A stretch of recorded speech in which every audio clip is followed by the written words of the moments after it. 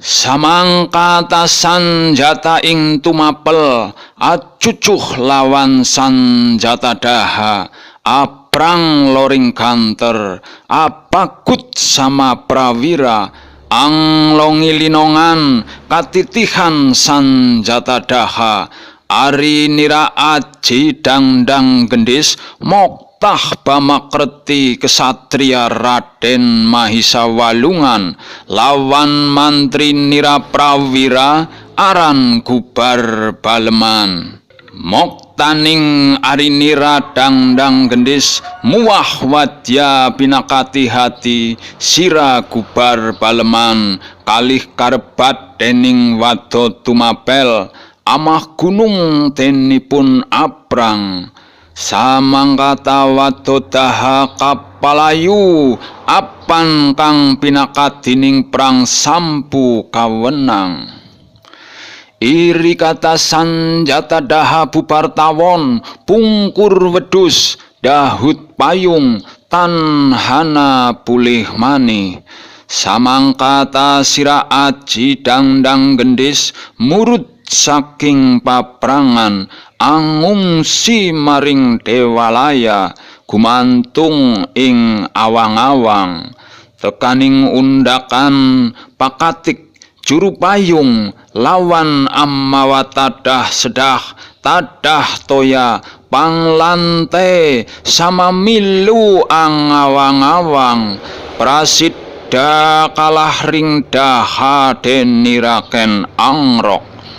Lawan sira rayi nira Dewi Amisani, Dewi Hasin, Dewi Paja, mangkin sama katuran, yen sira aji dangdang gendis alah aprang, karengo wonten ing dewalaya, gumantung ing awang-awang. Mangketa sira tuan Dewi katiga, muksah lawan kadaton pisan.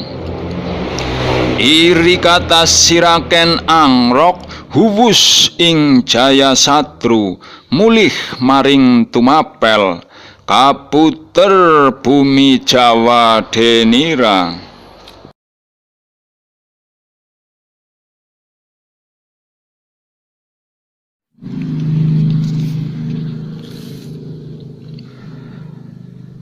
Bismillahirrahmanirrahim.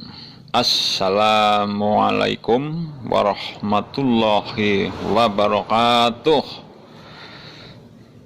Salam literasi, salam sejarah, salam literasi sejarah.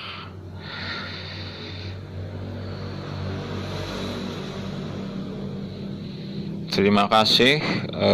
Pada kesempatan ini perkenalkan, saya Siwisang, penulis buku tafsir sejarah Girindra para Raja Tumapel Majapahit, akan mencoba menguraikan kembali terkait kesejarahan Ken Arok. Pada kesempatan ini saya akan mengulas kembali tafsir terbaru sejarah Ken Arok Ranggah Rajasa Sang Amurwabumi, pendiri kerajaan Tumapel Singasari, merujuk buku Girindra para Raja Tumapel Majapahit.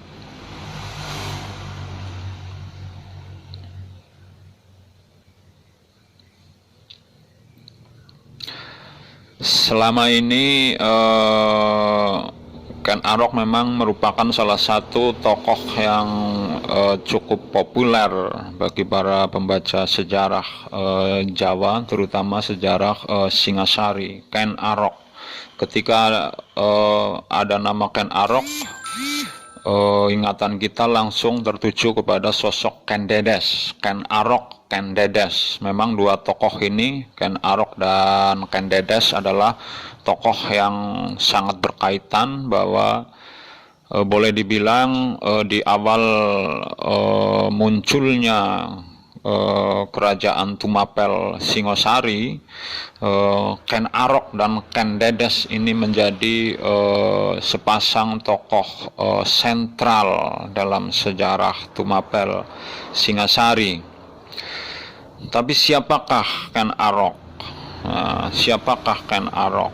Siapakah Ken Dedes? Selama ini berdasarkan catatan sumber sejarah yang ada, nama Ken Arok terutama hanya ada termuat dalam serat Pararaton. Serat Pararaton. Dalam naskah-naskah lain tidak muncul nama Ken Arok. Dan memang Ken Arok, tokoh Ken Arok telah menginspirasi kemunculan karya-karya sastra berbasis sejarah seperti novel sejarah, di mana ini menggunakan rujukan utama alur cerita dari serat Pararaton. Jadi karya-karya sastra dalam bentuk novel sejarah itu masih sangat sedikit yang menggunakan rujukan alur cerita dari hasil penafsiran terbaru sejarah Ken Arok. Selama ini yang dikenal Ken Arok adalah seorang keturunan dari rakyat jelata. Tapi benarkah demikian? Nah, pada kesempatan ini saya akan memaparkan kembali bahwa ternyata Ken Arok itu bukan keturunan rakyat jelata. Tadi saya singgung terkait Ken Arok, tokoh Ken Arok yang telah menginspirasi kemunculan karya-karya sastra bentuk novel sejarah. Bisa pada kesempatan kali ini saya coba ambil contoh, misalnya Pramudia Anantatur yang menghasilkan karya novel sejarah Arok Dedes. Kemudian ada mahakarya yang cukup fenomenal, terkenal sampai sekarang, yaitu mahakarya dari S.H. Mintarja dengan judul novel berjudul Pelangi di Langit Singasari. Ini cerita silat dengan latar belakang sejarah Singasari pada masa pemerintahan Tunggul Ametung di Tumapel sampai pada masa Ken Arok menjadi Maharaja Tumapel Singasari dan sampai wafat. Ini Pelangi di Langit Singasari memang terinspirasi dari ketokohan Ken Arok yang cukup fenomenal. Tapi teman-teman, sekali lagi kita belum banyak mendapatkan tafsir sejarah Ken Arok. Asal-usul Ken Arok, siapa orang tuanya? Benarkah dia hanya keturunan orang desa jelata yang dibuang Ken Endog saat bayi, lalu dibesarkan oleh keluarga penjudi dan maling, lalu hidup besar sebagai perampok yang diburu negara, hingga akhirnya Ken Arok berhasil menjadi Maharaja Tumapel Singasari? Ini perlu ada penafsiran merujuk sumber primer, sekunder, dan tersier.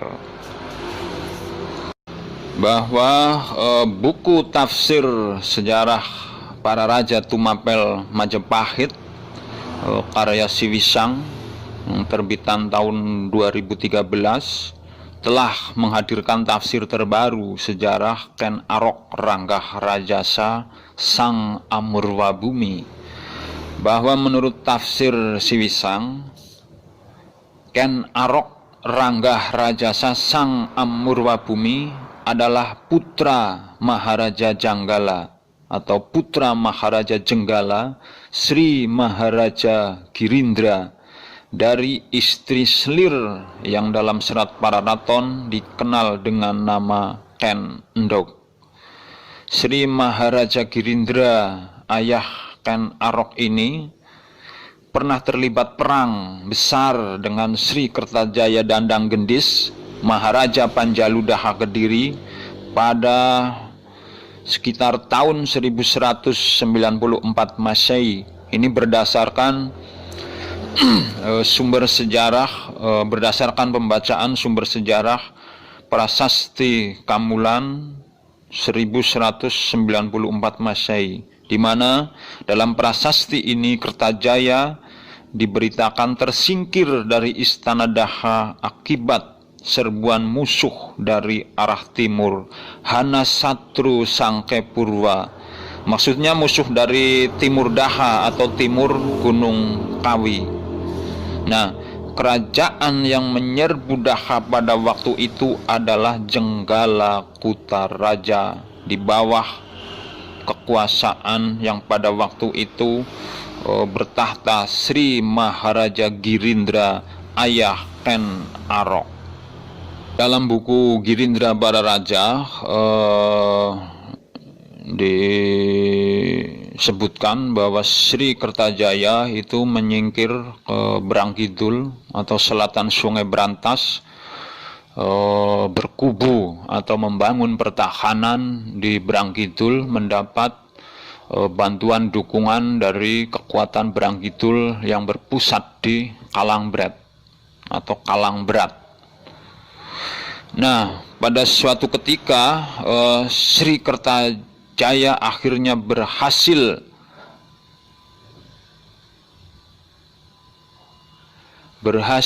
kembali ke Istana Daha setelah mengalahkan Sri Maharaja Girindra atas bantuan kekuatan dari Kalangbret, Brangkidul, Tulungagung, dan penyerbuan sebagai balasan ke timur Kawi itu dipimpin oleh Tunggul Ametung.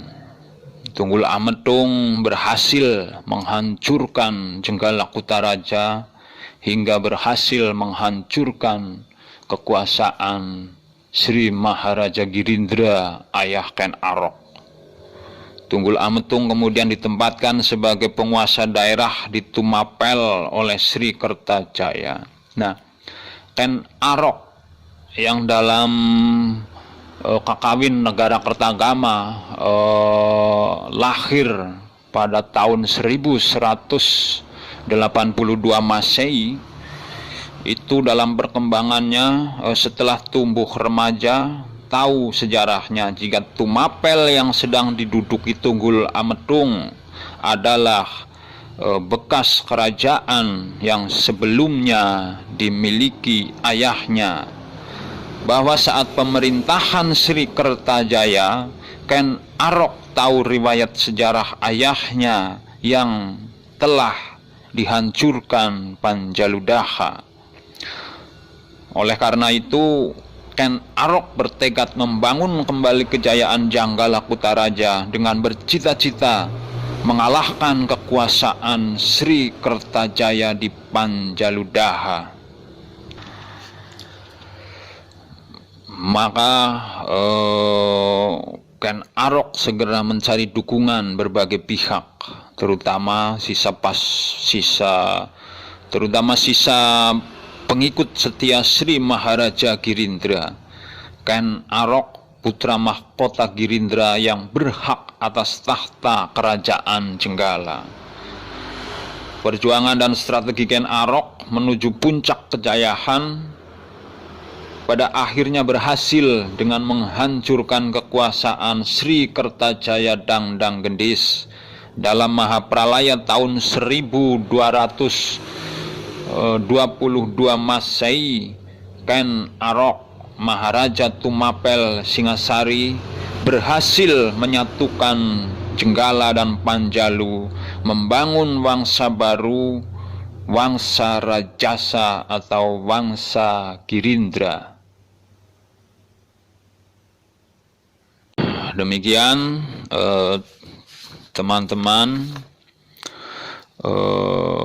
pembukaan pembuka atau prolog dari saya mengawali perjumpaan menyampaikan tafsir terbaru sejarah Ken Arok. Sebelum lebih jauh mengulas kesejarahan tafsir baru sejarah Ken Arok, kita ulas sekilas kesejarahan Tunggul Ametung, peran Tunggul Ametung ketika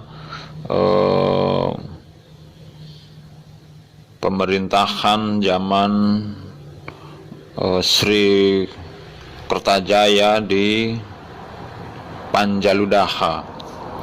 Ini sudah dibahas dalam buku Girindra Para Raja Tumapel Majapahit, ini di jilid 2 era Tumapel untuk subbab bab Tunggul Ametung.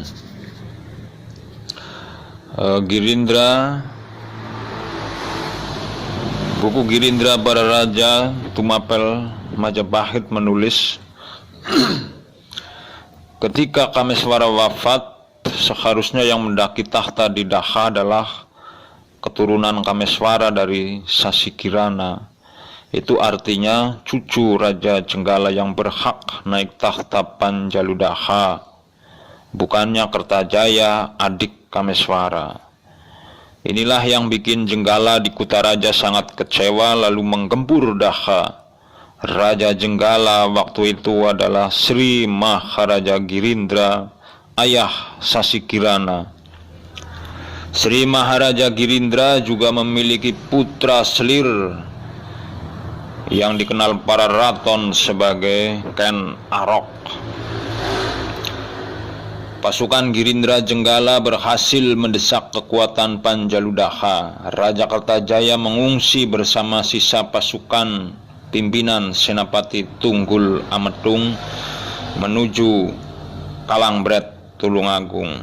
Secara tersirat, peristiwa ini termuat dalam Prasasti Kamulan bertarik 31 Agustus 1194 Masehi atau bulan Palguna ke-7 tahun Saka 1116.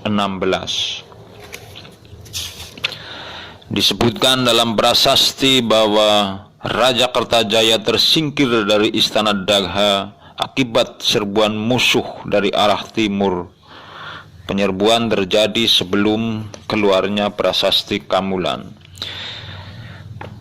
Kedatangan musuh dari timur sebagaimana tertulis dalam Prasasti Kamulan, Hana Satru Sangke Purwa, ada datang musuh dari arah timur, semakin menguatkan dugaan bahwa pusat ibu kota Jenggala benar di timur Gunung Kawi, tepatnya di Kutaraja, bukan di Kahuripan atau utara Gunung Penanggungan. Kemudian menjelang bulan ke-7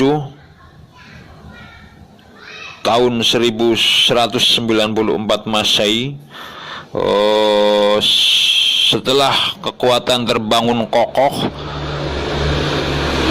setelah mendapat dukungan dari kekuatan Perang Kidul, Senapati Tunggul Ametung menderapkan pasukannya ke timur, menembus alas Lodaya menuju Turen atau Turyantapada, terus berderap merajalela di Kutaraja dan berhasil menaklukkan kerajaan yang menganut agama Siwa di timur Gunung Kawi itu.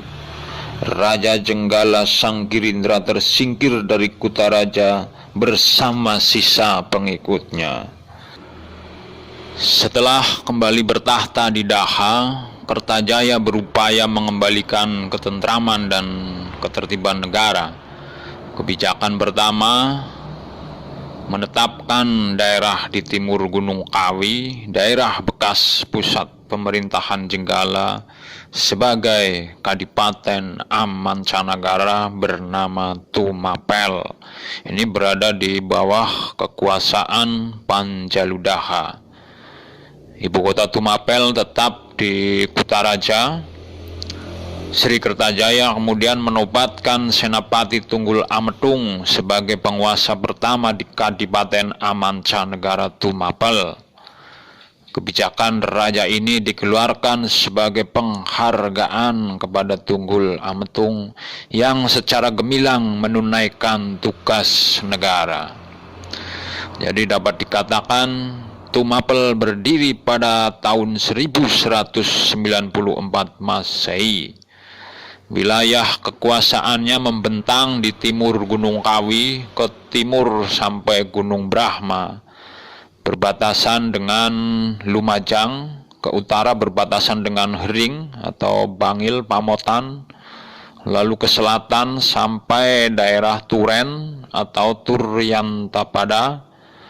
Kemudian di selatan Sungai Brantas di daerah Turen berbatasan dengan Lodoyong. Selain memberi penghargaan kepada Tunggul Ametung, Raja Kertajaya juga menetapkan daerah Kamulan sewilayahnya sebagai daerah perdikan atau swatantra, daerah istimewa yang dibebaskan dari segala pungutan pajak, daerah merdeka berpemerintahan sendiri yang kedudukannya langsung di bawah kekuasaan raja. Penganugerahan itu tertuang dalam piagam kerajaan yang kelak bernama Prasasti Kamulan bertarik 31 Agustus 1194 Masehi. Sebagaimana diketahui, tanggal prasasti ini menjadi pedoman hari jadi Kabupaten Trenggalek. Kemudian pada tanggal 27 Juni 1197 Masehi, Raja Kertajaya mengeluarkan Prasasti Palah yang sekarang berada di Candi Penataran, Blitar. Kemudian pada tanggal 20 April 1200 Masehi, Kertajaya memberi anugerah Sima Perdikan kepada Desa Panjer atau Desa Galunggung, termuat dalam piagam kerajaan bernama Prasasti Galunggung atau Prasasti Panjerjo. Ini berada di Desa Panjerjo, Kecamatan Rejotangan, Tulung Agung. Buku Girindra para Raja Tumapel Majapahit mencatat bahwa dalam tahun itu diperkirakan Adipati Tunggul Ametung yang menganut Wisnu menikah dengan Kendedes, putri Pandita Buddha Mahayana dari Panawijen, Mpu Purwawidada. Mpu Purwawidada sesungguhnya tidak merestui pernikahan putrinya dengan Tunggul Ametung lantaran penguasa Tumapel itu penganut Wisnu, Kendedes penganut Buddha, dan Tunggul Ametung penganut Wisnu. Kaum Pandita Buddha pada waktu itu cenderung menjadi pengikut keluarga Jenggala yang menganut agama Siwa. Di mata para pemuka agama Siwa di Tumapel, Tunggul Ametung dianggap sebagai kepanjangan tangan Sri Kertajaya yang menganut Wisnu. Teman-teman, itu tadi sekilas narasi sejarah yang berkaitan dengan Tunggul Ametung sebagai penguasa wilayah di Tumapel. Kalau dalam Serat Pararaton, Tunggul Ametung itu dikenal sebagai Akuwu, Akuwu Tunggul Ametung. Tunggul Ametung namanya hanya terdapat dalam Serat Pararaton. Dalam negara Kertagama, nama Tunggul Ametung tidak muncul dan Tunggul Ametung secara jelas juga tidak diberitakan dalam sumber primer bentuk prasasti. Riwayat terkait Tunggul Ametung sekali lagi hanya ada dalam serat Pararaton, sebagaimana riwayat tentang Ken Dedes dan juga nama Ken Arok. Di sini perlu saya uraikan terkait terjadi peristiwa perang pada masa Kertajaya sebelum munculnya Ken Arok, karena ini akan berkaitan ketika Ken Arok tampil menjadi penguasa di Tumapel, ternyata juga berseteru atau melakukan penyerbuan terhadap Raja Kertajaya. Ini hubungan ini perlu kita tautkan mengapa Ken Arok itu menyerang Raja Kertajaya di Panjalu, Kediri. Ternyata ini ada berkaitan dengan kisah penyerbuan yang terjadi pada tahun 1194, di mana pada tahun itu terjadi pertempuran atau peperangan antara Panjalu dengan Jenggala, antara Raja Kertajaya dengan Sri Maharaja Girindra, di mana Sri Maharaja Girindra dalam buku Girindra pada Raja Tumapel Majapahit diidentifikasi sebagai ayah dari Ken Arok Rangga Rajasa Sang Amurwa Bumi, sehingga cukup masuk akal ketika Ken Arok muncul. Dia berusaha untuk membangkitkan kembali kejayaan Jenggala yang pernah dibesarkan oleh ayahnya maupun leluhurnya di timur Gunung Kawi. Selain penafsiran atas pembacaan prasasti, identifikasi Ken Arok sebagai putra Raja Jenggala itu juga tercatat dalam naskah Kakawin Negara Kertagama. Prapanca dalam Kakawin Negara Kertagama beberapa kali menyebut Rangga Rajasa atau Ken Arok sebagai Girindra Atmasunu dan Girindra Atmaja. Jadi Girindra Atmasunu dan Girindra Atmaja. Girindra Atmaja berasal dari kata Girindra dan Atmaja. Girindra itu Raja Gunung atau gelar untuk Dewa Siwa, dan Atmaja itu putra. Jadi ini juga maknanya sama dengan Girindra Atmasunu. Jadi